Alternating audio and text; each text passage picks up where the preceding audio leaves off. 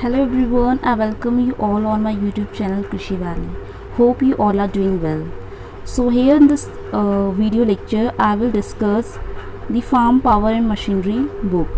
I have started a new series lecture related to agriculture engineering, and we will complete this topic through the book Farm Power and Machinery. We will practice top 200 MCQs question, and today this is the class 1. And in this session we are doing MCQs along with the theory lectures, and if there is some numerical related topic, then also try to solve the numericals also. So this is the very first class, and if you are new or first time visit to this channel, then I will tell you the things which are going to be helpful for you through this channel. First of all, I have covered the important agriculture book named Fundamentals of Agriculture, Arun Khartan Volume 1. It is completed, and Arun Khartan Volume 2 is also going on. Some few remaining chapters are there which are left behind, and apart from that, another book named as Agriculture at a Glance book by R.K. Sharma, it is also has been completed. So you can watch these all videos through this channel. You have to go to the channel playlist and you will get all the recorded lectures of those important lectures, so you can watch in a systematic manner. So today here, this is the new series Agriculture Engineering, and this is the very first class. So I hope you will like this session, and at last you will comment down your views. So let's start, but before that, make sure you have pressed the bell icon and subscribe this channel so that you never miss any update from this channel. Let's start. This is the very first question of the first class, and the question is, what is the average power developed by a pair of bullocks for farm operations? Options are 1 HP, 0.1 HP, 0.05 HP, 0.001 HP. HP stands for horsepower. Okay, so the question is all about the how much power is developed by a pair of bullocks. We all know farm power operations जो होते हैं, we have to use some labors. Okay, apart from humans, some animal are also preferred to perform the farm operations. They are known as broad purpose animals, or we can generally use bullocks. Okay, so the question is about the pair of bullocks. So pair of bullocks जो होते हैं वो कितनी power जो है farm में generate कर पाते हैं. Here the right answer is option number A, that is 1 HP. So we have to remember this कि जो पेयर ऑफ बुलक्स होते हैं, पेयर ऑफ बुलक्स का मतलब होता है कि पेयर का मतलब होता है, here we are talking about 2 bullocks. Total number of bullocks are 2. So 2 bullocks जो होते हैं वो पावर जनरेट करते हैं 1 HP की. और अगर हम बात करते हैं सिंगल बुलक की, 1 बुलक ओनली, तो एक बुलक कितनी कर सकता है पावर? अगर 2 बुलक्स 1 HP की पावर जनरेट कर पाते हैं, 1 HP पावर जनरेट कर रहे हैं, तो एक अकेला बुलक जो होता है उसका आधा यानी 0.5 हॉर्स पावर जनरेट करता है. ठीक है, दिस इज़ वेरी इंपॉर्टेंट कि क्वेश्चन की लैंग्वेज क्या है. पेयर ऑफ बुलक्स का मतलब 2 बुलक्स की बात हो रही तो 1 HP पावर जनरेट होगा. सिर्फ अगर सिंगल ओनली 1 बुलक की बात होगी तो 0.5 HP पावर इज जनरेटेड. वहीं अगर हम बात करते हैं मैन के केस में, ह्यूमन पावर के केस में, तो ह्यूमन के केस में एवरेज मैन पावर और एवरेज वुमेन की पावर जो होती है वो काउंट की जाती है. एवरेज मैन की जो पावर होती है दैट इज़ 0.1 HP. तो कोई भी एक एवरेज मैन जो होता है वो फार्म ऑपरेशंस के लिए फार्म पावर जो जनरेट कर पाता है दैट इज़ 0.1 HP. और वहीं हम बात करते हैं अगर फीमेल्स की, तो फीमेल्स जनरेट करती हैं और हाफ यानी 0.05 HP powers generate by the women labour. So this is the very important fact you have to learn. The power generated by pair of bullocks 1 HP, one single bullocks 0.5 HP. Average power generated by men is 0.1 HP, whereas women generate only 0.05 HP power. Now next question number 2 is the thermal efficiency of diesel engine varies from. Here the question is about the diesel engine. Diesel engine की thermal efficiency कहाँ से very करती है? Options are 32 to 38%, 25 to 32%, 20 to 25%, 15 to 20%. I hope you all have Guess the answer of this question. Now I will tell you the right answer is option number A, that is 32 to 38%. अगर हम बात करते हैं engine की, तो दो तरह के इंजन होते हैं जहाँ पे कंबशन एक्सटर्नली होता है या फिर इंटरनली होता है. They are known as external combustion engine and internal combustion engine. Mostly जो हम यूज़ करते हैं ट्रैक्टर्स वगैरह में, दे आर आईसी इंजन यानी इंटरनल कंबशन इंजन. और यहाँ पे भी कंडीशन होती है, फर्दर डिवाइड हो जाते हैं diesel engine and petrol engine. तो एक कैटेगरी हमारे पास होती है डीजल इंजन की और दूसरी कैटेगरी हमारे पास होती है पेट्रोल इंजन की. There are two types of engine, diesel engine and petrol engine. जो थर्मल एफिशिएंसी होती है इन दोनों की अगर मैं बात करूं डीजल और पेट्रोल इंजन की, तो डीजल इंजन की जो थर्मल एफिशिएंसी होती है इट इज़ कंपैरेटिवली हायर, ये ज़्यादा होती है, और पेट्रोल इंजन की कंपैरेटिवली लो होती है. और डीजल इंजन की जो थर्मल एफिशिएंसी होती है it is about 32 to 38%. You have to learn this fact. Now we discuss in detail about what is thermal efficiency. Okay, तो सबसे पहले हम बात करते हैं हीट इंजन क्या होता है. So heat engine is a device which converts the heat energy into mechanical energy. Got it. Heat engine एक डिवाइस होता है जिसमें हम हीट एनर्जी को मैकेनिकल एनर्जी में कन्वर्ट करते हैं. अब ये हीट एनर्जी कहाँ से आती है? This heat energy is mainly related with the combustion of the fuel. जो फ्यूल होता है डीजल या पेट्रोल, उसका कंबशन होता है. कंबशन का मतलब होता है कि वो बर्न होगा और बर्निंग के बाद उसमें थर्मल एनर्जी जनरेट होती है. तो हीट एनर्जी, थर्मल एनर्जी जो जनरेट होगी वो कन्वर्ट हो जाएगी मैकेनिकल एनर्जी में. मैकेनिकल एनर्जी का मतलब होता है जो भी फार्म ऑपरेशंस हमको परफॉर्म करने होते हैं, like lifting of water, irrigation, जो भी कुछ वर्क होता है मैकेनिकल वर्क, उसको कन्वर्ट करने में भी ये हेल्प करते हैं. अब ये हीट इंजन आपको मैंने बताया दो टाइप्स के होते हैं, जहाँ कंबशन अंदर होगा या एक्सटर्नल होता है. तो they are classified to two categories. यहाँ पे हम मेन बात करते हैं आईसी इंजन का. It referred as IC engine in short. Internal combustion engine बोलते हैं इसको. It is a good device for converting fuel energy. जो फ्यूल की एनर्जी होती है it is referred as chemical energy. It convert the fuel or chemical energy into the useful work which is referred as mechanical energy. ठीक है. Internal combustion engines are again categorized into two categories, diesel engine and the petrol engine, which is also referred as kerosene engine. Okay. अब thermal efficiency की बात आती है तो thermal efficiency का मतलब होता है, so the thermal efficiency means कि जो भी हम फ्यूल यूज़ करते हैं, whatever fuel we are using, petrol या डीजल जो भी हम यूज़ करते हैं, अगर हम उसका यूज़ कर रहे हैं तो उससे कितनी परसेंट मैकेनिकल एनर्जी में कन्वर्ट हो रहा है वो. ठीक है. एक्चुअल हमने कितना फ्यूल यूज़ करा है यानी इनपुट, और उससे जो जनरेट हुआ है मैकेनिकल एनर्जी में जो यूज़ हो रहा है आउटपुट वो कितना है. It is known as thermal efficiency. Okay. अब मैंने आपको बताया था दो तरह के इंजन है, external combustion and internal combustion. तो होता क्या है, जो इंटरनल कंबशन है उसकी इफ़िशियंसी ज़्यादा होती है.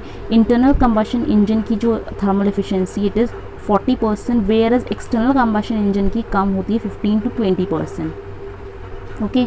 अब इंटरनल कंबशन में भी दो कैटेगरी हैं, डीजल एंड पेट्रोल की. तो यहाँ पे डीजल इंजन की थर्मल इफिशियंसी ज़्यादा होती है. ओके. डीजल इंजन की जो thermal efficiency it varies from 32 to 38%. ठीक है. पेट्रोल इंजन की बात करें तो 25 to 32% ये वेरी करती है. तो पेट्रोल इंजन की थर्मल इफिशियंसी कम होती है. ठीक है. तो ये चीज़ आपको ध्यान रखना है. और मॉडर्न डेज़ में अगर हम बात करें आज की प्रेजेंट डेट में, तो ज़्यादातर जो ट्रैक्टर्स या पावर टिलर्स होते हैं जी, they are mainly operate by the diesel engine. ये डीजल इंजन के थ्रू ऑपरेट होते हैं और डीजल इंजन की थर्मल इफिशियंसी भी हाई होती है. तो ये इंपॉर्टेंट फैक्ट्स थे यहाँ पे जो आपको पता होना चाहिए. आगे चलते हैं. Next question number 3.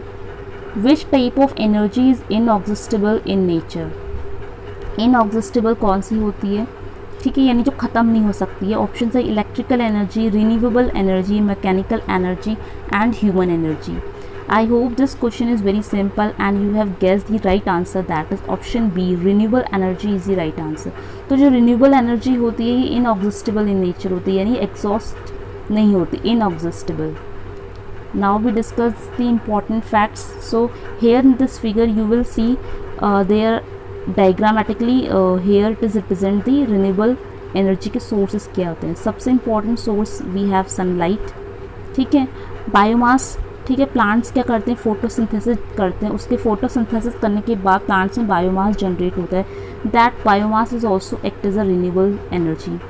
Water, geothermal energy, geothermal energy का मतलब होता है कि हमारी जो धरती है, जियो का मतलब होता है अर्थ, तो अर्थ के अंदर जो हीट होती है उसको भी हम यूज़ कर सकते हैं। And wind energy is also used as a source of renewable energy.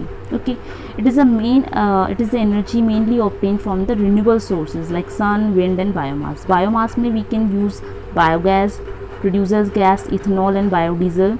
Wind energy, solar energy, they are also used in agriculture and domestic purpose with suitable devices। तो यहाँ पे हम suitable device का use करते हैं, ठीक है, like solar के लिए हम यूज़ कर सकते हैं सोलर पैनल, ठीक है।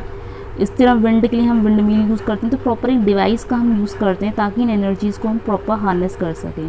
It can be use also for lightning, cooking and water heating purpose, space heating, water distillation, food processing. These all are some important purpose which we can fulfill by use of this energy. Next question, fourth is IC engine used in। तो IC का मतलब होता है internal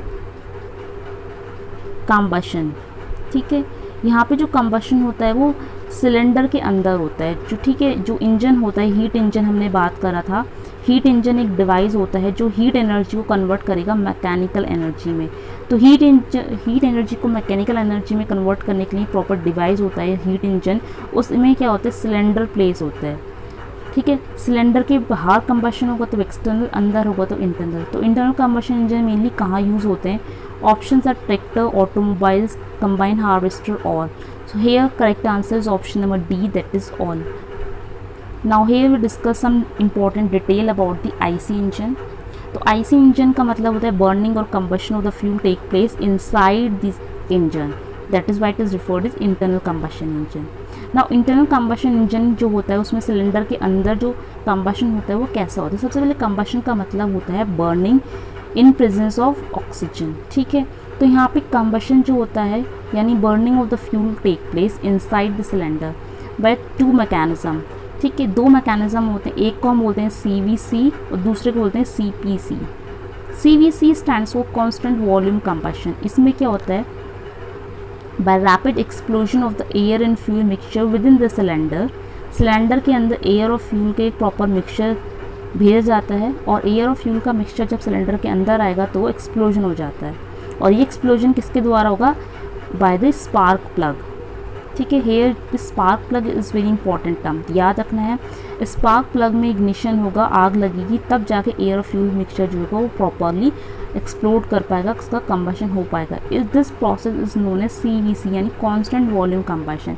इस case में cylinder के अंदर जो वॉल्यूम था, ठीक है, सिलेंडर के अंदर जो वॉल्यूम रहता है एयर और फ्यूल का और सिलेंडर का वो फिक्स्ड रहता है। तो फिक्स्ड वॉल्यूम, एक कांस्टेंट वॉल्यूम में कंबशन हुआ है by the use of spark plug, ठीक है।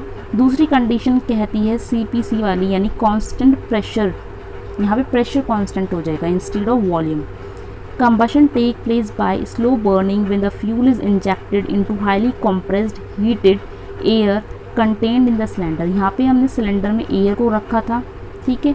एयर जो है कंप्रेस्ड है। कंप्रेस्ड का मतलब ये क्या है? जब हम एयर को कंप्रेस्ड करेंगे by moving the piston, cylinder के अंदर पिस्टन होता है, पिस्टन को मूव करेंगे तो एयर कंप्रेस हो जाएगी। कंप्रेस्ड का मतलब है कि यहाँ पे क्या जनरेट हुआ है? कंप्रेशन का मतलब है कि प्रेशर जनरेट हुआ है, प्रेशर जनरेट हुआ है, ठीक है। प्रेशर जनरेट हुआ है, उसके बाद हमने फ्यूल को इंजेक्ट करा है। एयर कंप्रेस करने के बाद फ्यूल इंजेक्ट हुआ है, ठीक है। दैट इज़ कांस्टेंट प्रेशर पे हो रहा है इग्निशन, ठीक है। Because when the combustion take place the pressure of the cylinder is almost constant. तो सिलेंडर के अंदर प्रेशर कांस्टेंट है, दैट इज CPC कंडीशन है। तो ध्यान रखना है CVC कांस्टेंट वॉल्यूम पे होगा, CPC यानी कांस्टेंट प्रेशर पे कंबशन है। Now next question number 5 is in 4 stroke engine crank shaft revolves about how many times, ठीक है। तो दो तरह के इंजन होते हैं जितने स्ट्रोक्स हम यूज़ करेंगे। एक होता है 4 स्ट्रोक इंजन, इसके अलावा दूसरे होते हैं हमारा 2 स्ट्रोक इंजन। दो कैटेगरीज हैं, 4 स्ट्रोक इंजन और 2 स्ट्रोक इंजन, ठीक है। 4 स्ट्रोक इंजन को हम इसलिए 4 स्ट्रोक बोलते हैं, यहाँ पे 4 स्ट्रोक्स का यूज़ होता है, ठीक है। 2 स्ट्रोक्स में हम 2 स्ट्रोक्स का यूज़ करते हैं, ठीक है। अब जो हम स्ट्रोक्स यूज़ करते हैं वहाँ उसके ज़रिए क्रैंकशाफ्ट में रिवॉल्यूशन होता है, क्रैंकशाफ्ट रिवॉल्व करता है और ऑटोमेटिकली ये मोशन कहाँ पे होता है, फ्लाई व्हील में होता है। और फ्लाई व्हील जो होता है ये मेनली जब मूव करते हैं सर्कुलर मोशन में, अल्टीमेटली ये मैकेनिकल एनर्जी में, जो भी हमारी एनर्जी है वो मैकेनिकल एनर्जी में कन्वर्ट होने के लिए रेडी हो जाती है, ठीक है। तो मेनली क्रैंकशाफ्ट को रिवॉल्व करना होता है, जब क्रैंकशाफ्ट मूव करेगा तभी फ्लाई व्हील रोटेट करेगा, फ्लाई व्हील रोटेशन से ही हमारी मैकेनिकल एनर्जी जनरेट होना स्टार्ट हो जाएगी। तो यहाँ पे इस केस में आपको बताना है कि 4 स्ट्रोक इंजन में जो क्रैंकशाफ्ट रिवॉल्यूशंस होती हैं वो कितने टाइम्स होती हैं। Options are 1, 2, 3 and 4 and here correct answer is option number B, that is 2 times.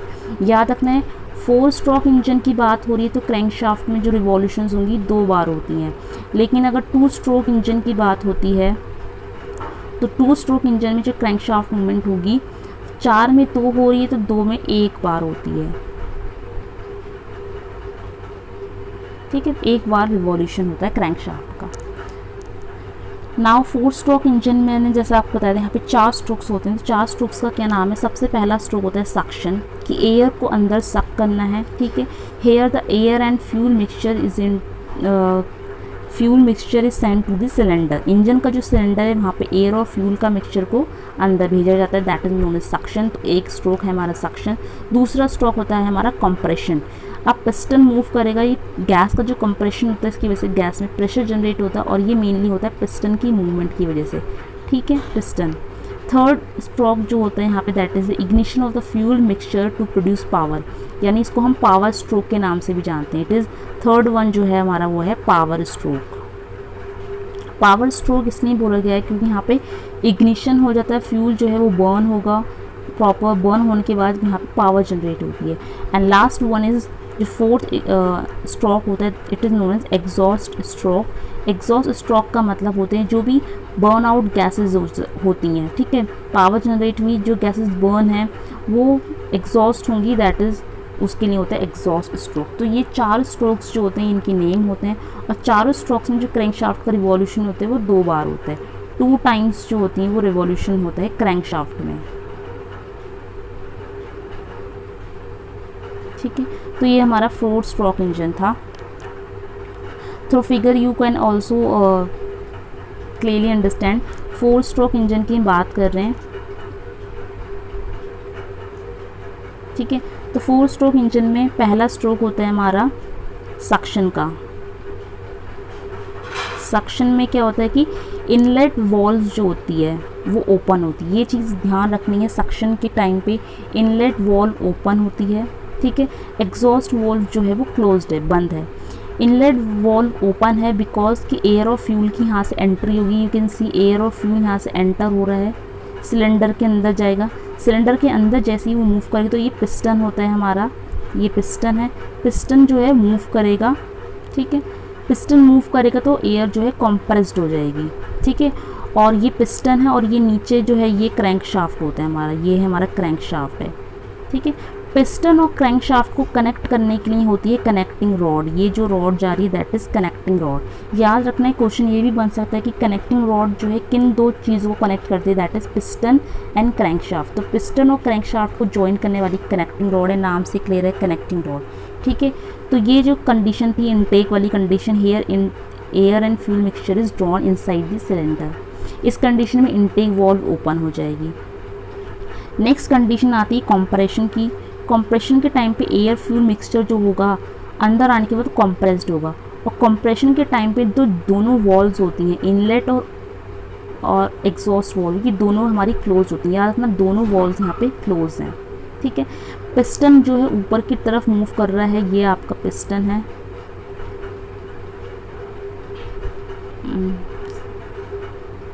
ठीक है। तो ये है हमारा पिस्टन। तो ये पिस्टन जो है ऊपर की तरफ मूव करेगा तो गैस क्या होगी, कंप्रेस होगी, दब गई है। दब गई है मतलब हाई प्रेशर जनरेट हुआ है। हाई प्रेशर और हाई टेम्परेचर के कारण यहाँ पे ये ऊपर ये स्पार्क प्लग बना रखा है, ये स्पार्क प्लग के थ्रू इग्निशन हो जाएगा तो बर्निंग होगी और यहाँ पे बर्निंग स्टार्ट होगी। फोर्थ आता है हमारा पावर स्ट्रोक। पावर स्ट्रोक के टाइम पे जो है एक्सप्लोजन हो जाता है, क्योंकि हाई टेम्परेचर प्रेशर होता है, स्पार्क प्लग में इग्निशन होने के कारण जो एक्सप्लोजन हो जाएगा तो पावर जनरेट होती है। ठीक है, इस टाइम पे भी जो वॉल्व्स होती हैं, एग्जॉस्ट वॉल्व या इनलेट वॉल्व, ये दोनों ही यहाँ पे क्लोज होती हैं, ये ध्यान रखना है। कंप्रेशन वाली कंडीशन और पावर वाली कंडीशन में दोनों वॉल्व्स क्लोज होती हैं। उसके बाद लास्ट स्ट्रोक आता है हमारा एग्जॉस्ट स्ट्रोक। यहाँ पे जो बर्न आउट गैसेज हैं उनको रिलीज़ आउट करना होता है, वो रिलीज़ होती हैं थ्रू द एग्जॉस्ट वॉल्व। तो यहाँ पे इनलेट वाली क्लोज होगी और एग्जॉस्ट वॉल्व ओपन हो जाती है।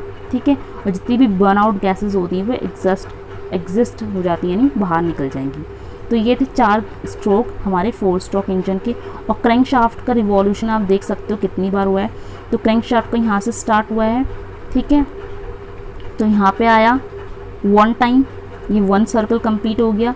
उसके बाद अगेन यहाँ से स्टार्ट हो गया, अगेन यहाँ पे एंड हुआ है, तो ये 2 रेवोल्यूशंस यहाँ पे हमारे कंप्लीट हो जाते हैं इन केस ऑफ 4 स्ट्रोक इंजन।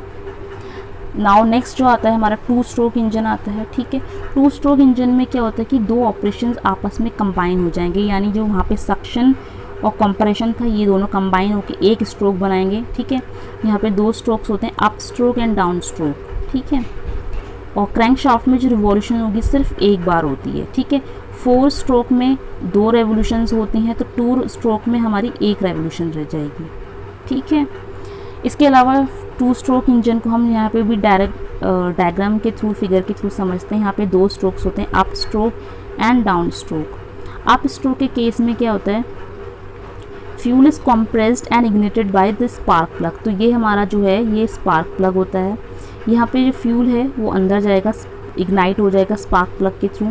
ठीक है, और यहाँ पे क्या होता है, ट्रांसफ़र के लिए पोर्ट्स इंपॉर्टेंट होते हैं, यहाँ पे वॉल्व्स नहीं होते। जैसे हमने जो 4 स्ट्रोक इंजन था यहाँ पे हमने वॉल्व्स की बात करी थी, इनलेट वॉल्व, आउटलेट वॉल्व, यहाँ पे वॉल्व्स होती हैं। वॉल्व टर्म हम 4 स्ट्रोक में यूज़ करते हैं, जबकि 2 स्ट्रोक्स इंजन में हम पोर्ट की बात करते हैं, यहाँ पे पोर्ट होते हैं। ठीक है, ट्रांसफ़र पोर्ट हम यहाँ पे वर्ड यूज़ करेंगे। ठीक है, तो एयर फ्यूल मिक्सचर जब अंदर आ जाएगा तो क्रैंक शाफ्ट में पिस्टन जो है वो मूव करेगा। ठीक है, ये हमारा पिस्टन है, ये पिस्टन ऊपर की तरफ मूव कर रहा है और क्रैंक शाफ्ट जो है नीचे यहाँ पे रोटेशन स्टार्ट हो रही है। ठीक है, तो ये हमारा था अप स्ट्रोक।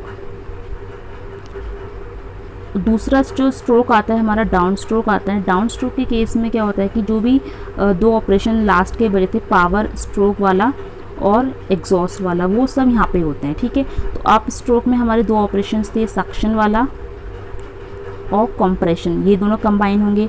डाउन स्ट्रोक में 2 ऑपरेशन कंबाइन हो गए हमारे, पावर एंड एग्जॉस्ट वाला। ठीक है, तो यहाँ पे जो एग्जॉस्ट होगी, जो बर्न आउट गैस होंगे वो यहाँ से एग्जिस्ट हो जाएंगे।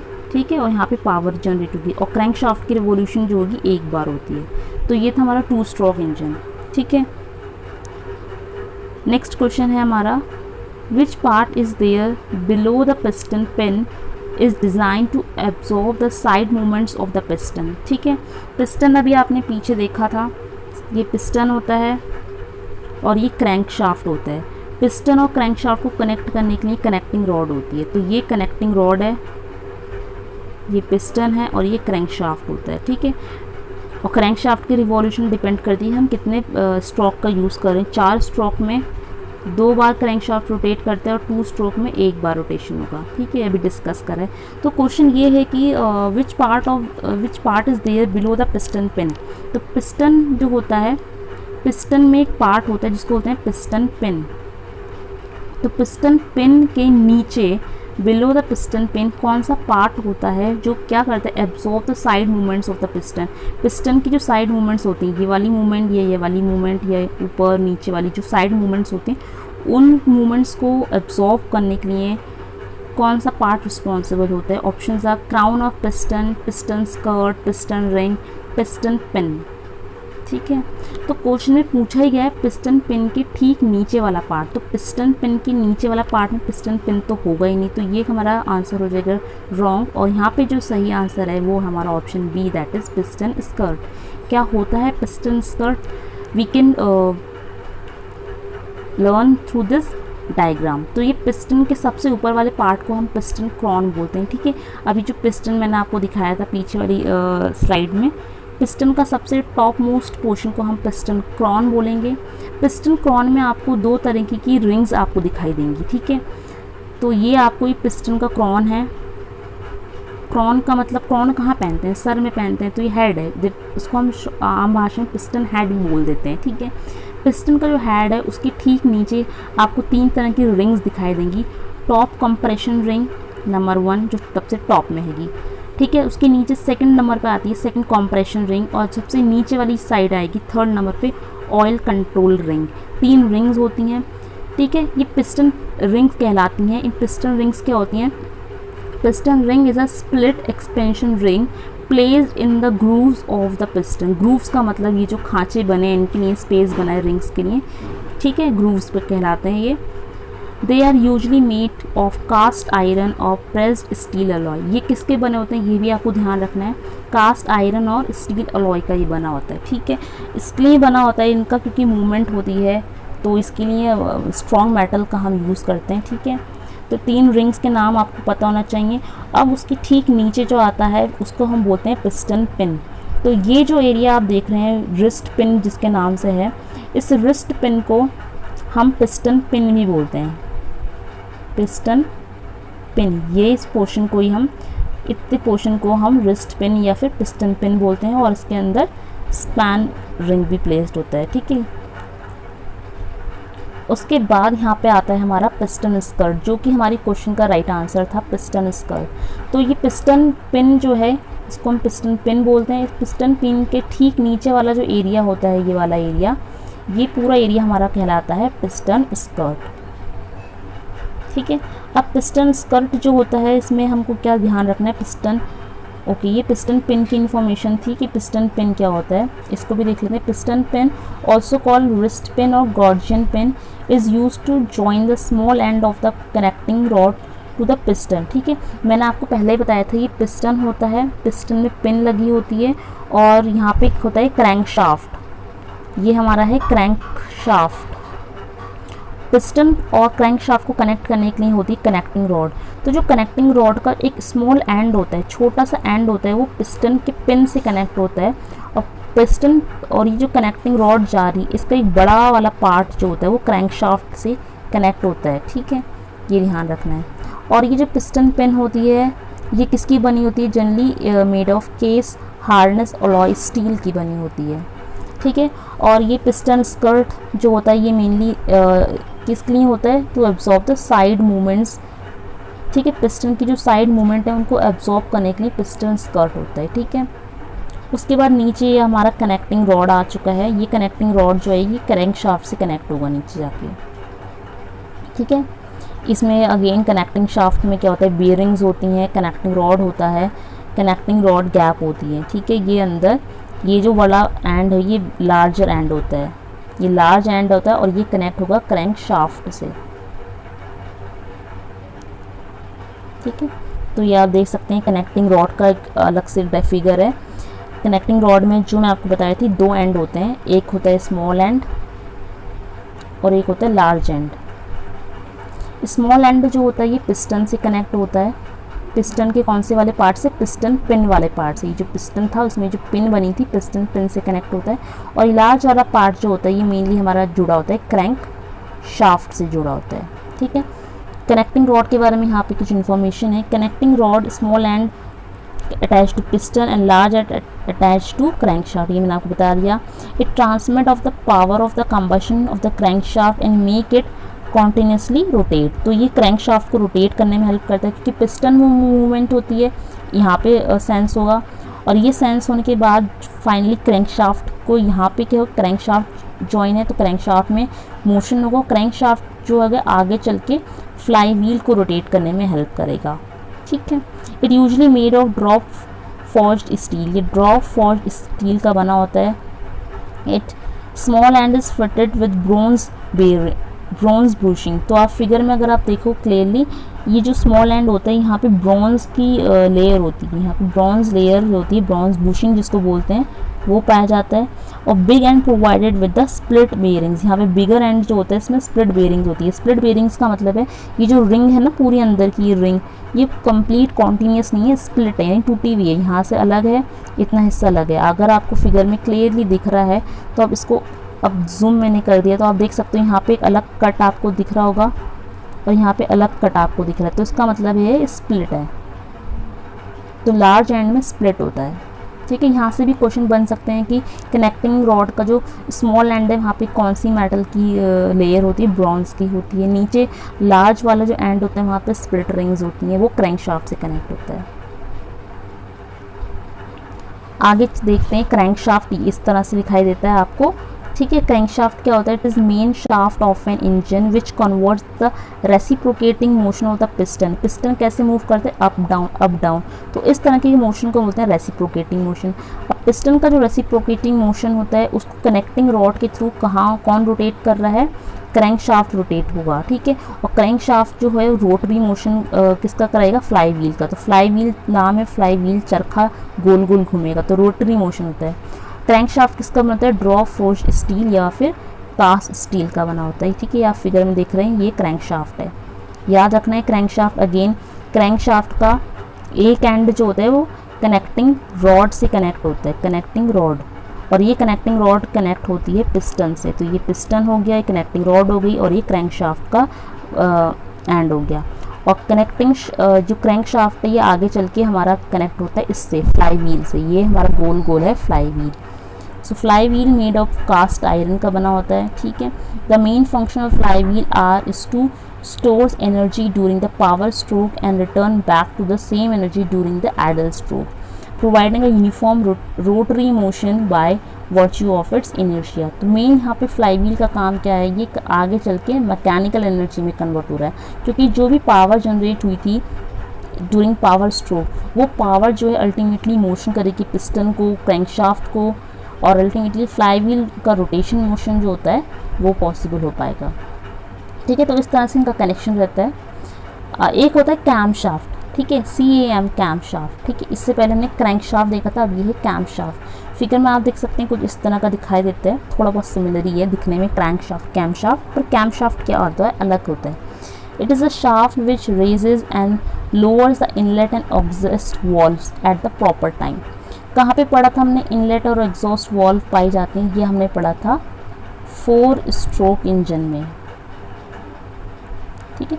4 स्ट्रोक इंजन में 2 वॉल्व्स होती हैं, इनलेट एंड एग्जॉस्ट वॉल्व, ठीक है। जनरली जो पहला वाला स्ट्रोक था जहाँ पे एयर फ्यूल अंदर आते हैं तो वहाँ पे इनलेट वॉल्व ओपन हो जाती है, और लास्ट में जब एग्जॉस्ट वॉल्व, जब गैसेस रिमूव होती हैं तो वो एग्जॉस्ट वॉल्व ओपन होती हैं। और बीच के जो 2 स्ट्रोक थे कंप्रेशन का और पावर का, उस टाइम पे जो इनलेट एग्जॉस्ट वॉल्व होती है वो हमेशा बंद रहती हैं, ठीक है। लेकिन कैम शाफ्ट क्या करता है? ये इन दोनों की प्रॉपर टाइमिंग जो होती है ओपन होने की और क्लोज होने की, उसको मेंटेन करता है कैम शाफ्ट, ठीक है। Cam shaft is driven by crank shaft है ये कैम शाफ्ट, लेकिन इसको चलाने के लिए हमको क्रैंक शाफ्ट की ज़रूरत पड़ती है bye means of gears, chains and sockets, ठीक है। क्योंकि क्रैंक शाफ्ट के अंदर जो भी गियर, चेन और सॉकेट्स होते हैं अल्टीमेटली उन्हीं से क्रैंक शाफ्ट जुड़ा होता है, तभी उसमें मूवमेंट होती है। The speed of cam shaft, ये फैक्ट बहुत इंपॉर्टेंट है, the speed of cam shaft is exactly half the speed of crank shaft in 4 stroke engine, ठीक है।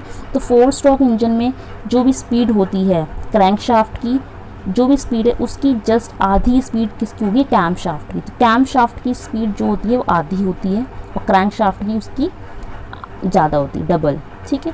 तो कैम शाफ्ट की स्पीड जो होती है it is half of the speed of crank shaft, ये याद रखना है, ठीक है। पूछ लिया जाएगा क्वेश्चन में कैम शाफ्ट की स्पीड जो है क्रैंक शाफ्ट से कितनी कम होती है, तो एग्जैक्टली हाफ होती है उसका, ठीक है। अगर क्रैंक शाफ्ट की स्पीड अगर इमेजिन अगर 10 है तो कैम शाफ्ट का कितना हो जाएगा? 5 हो जाएगा, उसका exactly half in case of 4 stroke, ठीक है। Next is cam shaft operates the ignition timing mechanism. Ignition का टाइमिंग जो होता है उसका मैकेनिज्म को ऑपरेट करता है, मेंटेन करता है, plus lubricating oil pump and fuel pump, ठीक है। तो ऑयल पम्प और फ्यूल पम्प की जो लुब्रिकेशन टाइमिंग है उसको भी मेंटेन करता है, कैम शाफ्ट ऑपरेट करते हैं।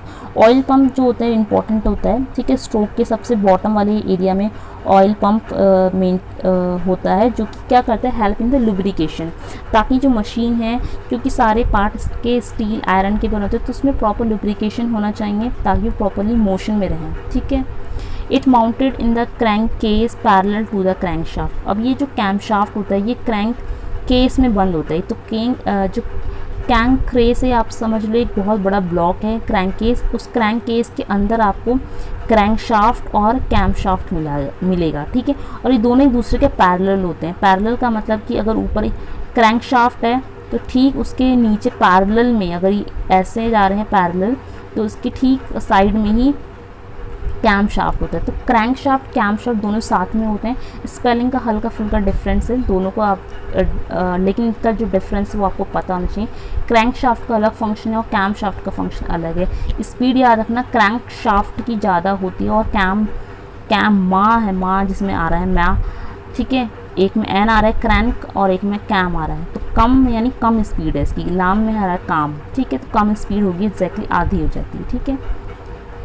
अब आगे है अपने नेक्स्ट क्वेश्चन पे। 7th question is what is the speed of crank shaft in case of high speed engine. High speed engine में क्रैंक शाफ्ट की स्पीड कितनी होती है। अभी मैंने आपको बताया था पीछे, एक क्रैंक शाफ्ट होता है और दूसरा होता है कैम शाफ्ट, ठीक है।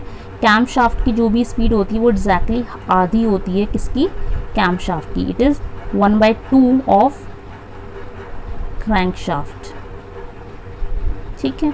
अब आपको बताना है कि हाई स्पीड इंजन के केस में स्पीड जो होती है वो जनरली कितनी होती है, और options are less than 100 RPM, 100 to 250 RPM, more than 250 RPM और नन, ठीक है। अब इसका जो सही आंसर है that is option number C, right answer is more than 250 RPM. तो याद रखो क्रैंक शाफ्ट की स्पीड की बात हो रही है, वो भी हाई स्पीड इंजन के केस में।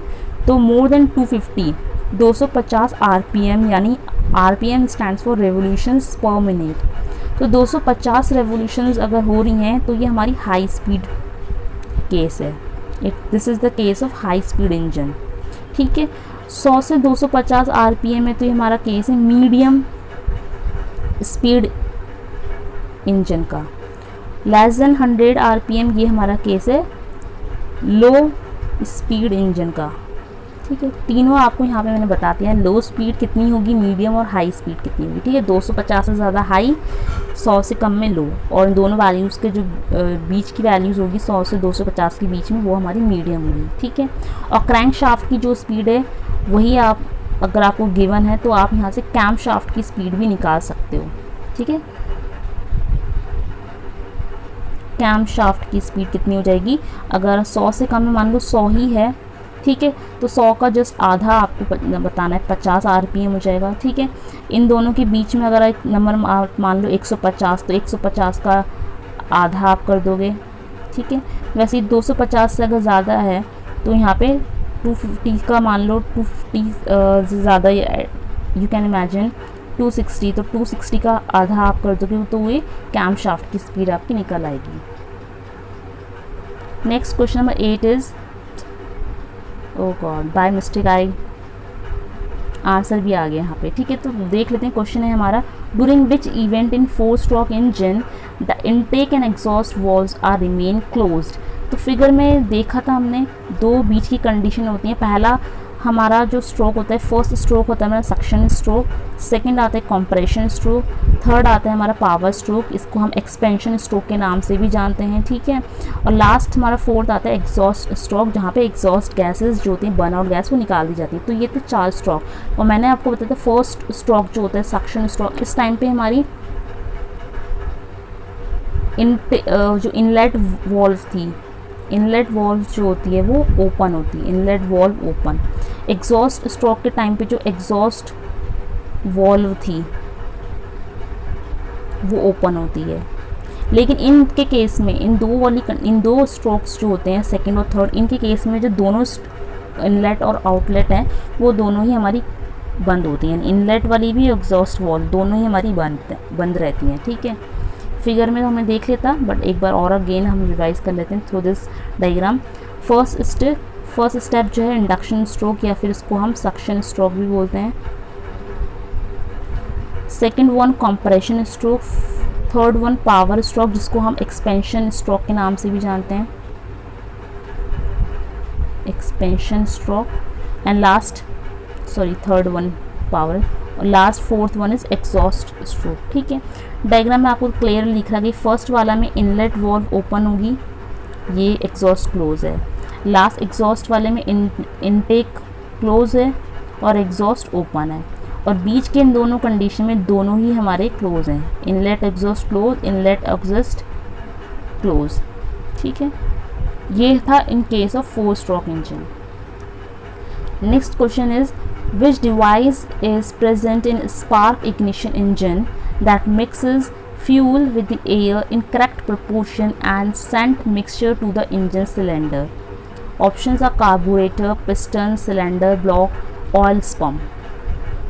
ठीक है, यहाँ पे बात हो रही है कि जो स्पार्क इग्निशन इंजन होते हैं, ठीक है, स्पार्क इग्निशन इंजन का मतलब जहाँ पे एयर को कंप्रेस्ड करके हम यूज़ करते हैं। ठीक है, एयर जो है कंप्रेस्ड होती है, उस केस में क्या होता है कि जो स्पार्क इग्निशन इंजन होता है जहाँ पे स्पार्क के थ्रू इग्निशन होता है, उस केस में क्या होता है कि जो मिक्सचर होता है फ्यूल और एयर का, उसको करेक्ट प्रपोर्शन में सेंड करते हैं। ठीक है, उसके बाद वो इंजन के सिलेंडर में जाता है। ठीक है, तो कौन सा डिवाइस इंपॉर्टेंट यहाँ पे प्रेजेंट होता है स्पार्क इग्निशन इंजन के केस में, जो इसके लिए रिस्पॉन्सिबल होता है, जो एयर और फ्यूल को करेक्ट प्रपोर्शन में मिक्स करके सिलेंडर में भेजता है। यहाँ पे हमारा सही आंसर है option number A, that is carburettor. ठीक है, यहाँ पे हम थोड़ा डिटेल में डिस्कस करते हैं। सबसे पहले मैं आपको बता दूँ, 2 तरीके के इंजन मैंने आपको बताते हैं, डीजल इंजन और पेट्रोल इंजन। तो डीजल इंजन जो होता है इसको हम कंप्रेशन इंजन के नाम से भी जानते हैं, और पेट्रोल इंजन को हम स्पार्क इग्निशन इंजन के नाम से भी जानते हैं।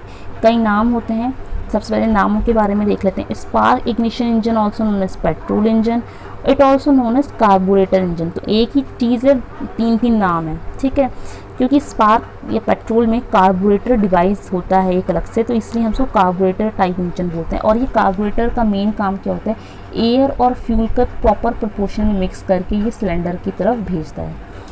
यहाँ पे हम डिटेल देख लेते हैं। The injected fuel is ignited by the heat of the air which is compressed by the piston within the cylinder. In this engine only air is sucked into the engine cylinder during the suction stroke. तो यहाँ पे सिर्फ air को ही compress किया जाता है। ठीक है, एयर को कंप्रेस करा जाएगा, बाद में यहाँ पे जो फ्यूल है वो ऐड होता है। ठीक है, और पिस्टन की मूवमेंट के थ्रू जो एयर है वो कंप्रेस्ड हो जाएगी। एयर जैसी कंप्रेस होगी तो स्पार्क इग्निशन में जो इग्नाइशन होगा उसके थ्रू वो एयर और फ्यूल जो है वो बर्न आउट हो जाएगा। ठीक है, और यहाँ पे कार्बोरेटर का मेन रोल ये है कि प्रॉपर प्रोपोर्शन में मिक्स करके ये एयर और फ्यूल को सेंड करेंगे। दूसरी हमारी कैटेगरी आती है कंप्रेशन इग्निशन इंजन, जिसको हम डीजल इंजन के नाम से जानते हैं। यहाँ पे क्या है, only air is drawn into the cylinder during the compression stroke. तो यहाँ पे नाम है कंप्रेशन, तो यहाँ पे सिर्फ ओनली एयर ही जाएगी। ठीक है, जबकि ऊपर स्पार्क में एयर और फ्यूल दोनों का मिक्सचर जा रहा था। ठीक है, जो कार्बोरेटर होता है उसका मेन काम होता है कि एयर और फ्यूल दोनों के मिक्सचर की प्रॉपर एक प्रपोर्शन बनाए कि एयर कितनी है और फ्यूल का मिक्सचर कितना होना है इनको भेजने के लिए। ठीक है, लेकिन कंप्रेशन का नाम है, कंप्रेस हम किसको करते हैं, एयर को कंप्रेस करते हैं। तो यहाँ पे सिर्फ एयर ही प्रेजेंट होती है, only air is drawn into the cylinder during the compression stroke. और यहाँ पे जो कंप्रेशन रेशियो मेंटेन होता है वो कितना होता है, इट वेरीज फ्रॉम 14:1 to 22:1। ये कंप्रेशन रेशियो होता है, आपको याद रखना होगा। ठीक है, तो यहाँ पे एयर जो है वो कंप्रेस्ड होके आती है, उसके बाद में सिलेंडर में अलग से एक ऑटोमाइज़र या इंजेक्टर होता है जो डीजल फ्यूल को वहाँ पे इंजेक्ट करता है। ठीक है, जिसके कारण बाद में इंजेक्टर ऑपरेट होता है, इंजेक्टर के थ्रू इग्निशन पॉसिबल होता है, तो फ्यूल जो है वो इग्नाइट हो जाएगा। ठीक है, तो यहाँ पे जो मेन डिफरेंस है इन दोनों में वो ये है कि स्पार्क इग्निशन इंजन में एयर फ्यूल मिक्सचर दोनों साथ में एंटर होते हैं, लेकिन कंप्रेशन में पहले एयर एंटर होगी, उसके बाद अलग से एक ऑटोमाइज़र या इंजेक्टर होता है जो कि डीजल फ्यूल को वहाँ पे सेंड करता है। ठीक है, कंप्रेशन रेशियो इंपॉर्टेंट है, 14:1 to 22:1। So I hope this video is very important and helpful for you. And I hope कि जिस भी एग्ज़ाम्स के लिए आप प्रिपरेशन कर रहे हो उसके लिए ये वीडियो बहुत ज़्यादा हेल्पफुल रहा होगा। और पहले से आपको all the best for that exam. और वीडियो अगर अच्छा लग रहा है तो आप वीडियो को लाइक करें, शेयर करें और कमेंट करके ज़रूर बताएं। Thank you everyone for watching this video.